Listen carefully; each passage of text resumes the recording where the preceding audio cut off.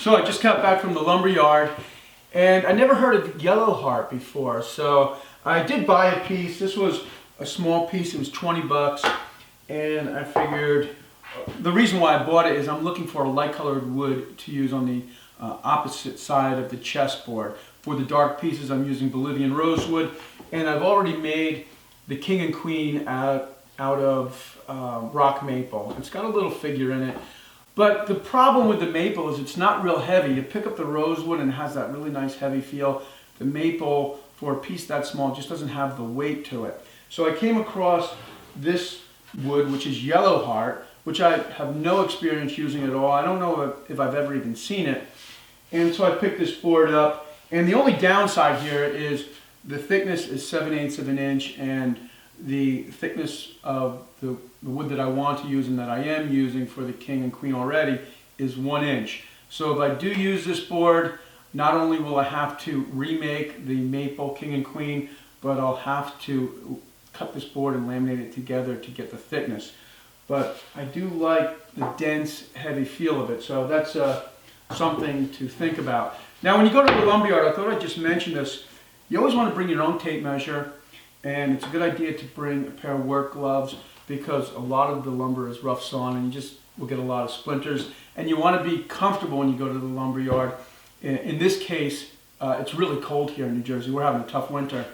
You want to dress warm. So I spent about 2 hours in a metal garage picking through lumber. I had to buy a good amount of walnut. Poplar is not, you don't really need to spend that much time with it. It's not nearly as expensive as walnut, but when you're buying lumber, you don't want to be rushed and you want to be comfortable. So bring a tape measure, dress warm, and bring a pair of gloves. Now a couple of questions about the chess set project. One is the finish. I'm just using a simple spray lacquer for the finish because they're such small pieces. I think they'd be really difficult to put like a wiping varnish on because you're trying to hold it at the same time as you're trying to finish it. So it's just really easy to hit them with some spray lacquer. The sander, this is a disc sander with 50 grit sandpaper on it, and these are great. I love carving with these. It just makes short work of carving. It doesn't take a lot of time. You don't get the tear out that you might get with a carving tool. Now that being said, the sort of the hole that I carved out that represents the head in the king and queen, that's done with a small gouge tool. And this is a tool that I picked up years ago, I think at an art store. So it wasn't very expensive, but I end up using this quite often, mostly for making handles. A lot of times when I make a wooden piece of furniture, the idea of buying a piece of metal hardware at a store just seems almost like a sin. If you're going to make the piece of furniture, you might as well make the handles, at least in my book. Now, you also saw me use the belt sander. You'll see a lot of guys flip the belt sander over and clamp it to their table. This works great to shape things like, in this case, the chess pieces, or just small accent pieces or handles. I got a question on, did I use SketchUp or how did I design the pieces? And basically I drew a couple of pictures first in my notebook, and then I made this small model using cherry.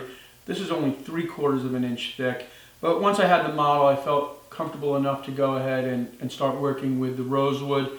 And once the king was made, then the only idea left was to come up with the queen. So how to make her look a little bit different, in my view, was just to make her a little bit smaller and then try to add hips to her, because whenever I think of a female form, I think of hips. And I think that comes from going to art school. I used to actually go to the art classes where you'd have naked people in front of you and you'd draw them.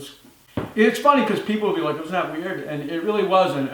Once you got over it, it was almost just like looking at a bowl of fruit. You're just sort of drawing. But definitely women were a lot more fun to draw than men, and part of the reason is they just have more shape. So when I was thinking of the queen, I thought if there was a kind of a way to put some hips on her, then that might help define her a little bit more as a woman. I got a comment from Scott talking about how I'm able to use my finger as a guide to make a straight line. And I get a couple of emails about that on a regular basis. And I did make a video on, it's basically a trick. I learned that from my first boss in woodworking at a place called the Woodworker in Wayne, New Jersey. And I remember when Bob, that's my boss's name, or was my boss's name, I remember when he showed it to me, I thought it was just really great. And it turns out that it's just a very useful skill to have. And it's really easy to learn. All you're doing is running your fingernail along the edge of the workpiece and holding the pencil, and you can simply change where the pencil is in your hand to move further out into the workpiece. So if you practice it, eventually it'll become second nature to you, and you'll find that you're using it all the time, because it is definitely a very useful skill in woodworking. So I'm not real sure what I'm doing for this Friday's project, so I guess we'll find out. I'll see you then.